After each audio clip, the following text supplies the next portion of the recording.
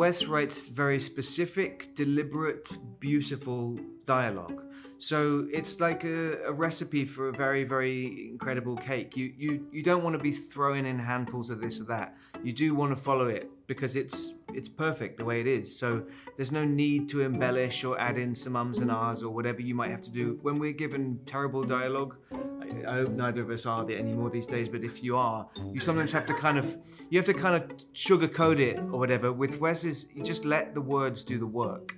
And if you do that and you trust them and you trust him, the scenes carry themselves, I find. You have the dialogue and it's set in stone, which is great because it's really pretty good. Yeah. Not much to do there. And then actually the rest of it is you kind of get to fill in all the blanks. The interpretation of it is really up to you. You can take it wherever you want to go, and Wes is excited to do that with you, and I think it's the reason why you work the scene so much. Because it changes, there's so much in there. The dialogue is so good. The way he writes is a little like music. They're heavily specifically punctuated. In Wes's case, I believe that the punctuation is there very specifically, like rests and holds on a piece of music, and you really want to pay attention. And even like a question mark at the end of a phrase is a melodic cue in a lot of ways. And it's all the information is really there. But that doesn't mean that you're kind of stuck inside of it. It just means that you need to learn the music in order to interpret it properly. And Rupert has been talking about this a lot, but about classical musicians. And that like a great melody is always the same thing, but it doesn't mean it's oppressive to play it. You get to still express yourself through that. And that's in fact a privilege.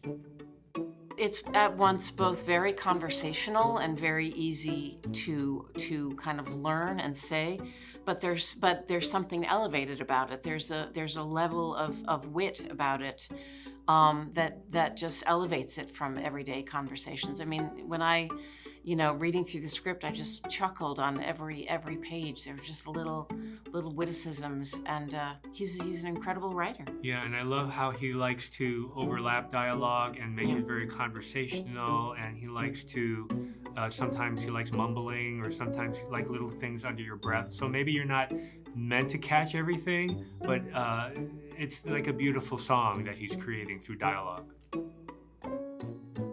Whenever I've tried to do what I think Wes wants it to be, or hears it like, or imagines it, it's not right. So I've always found that there's been like this desire to go more. I think this is because we've known each other for so long.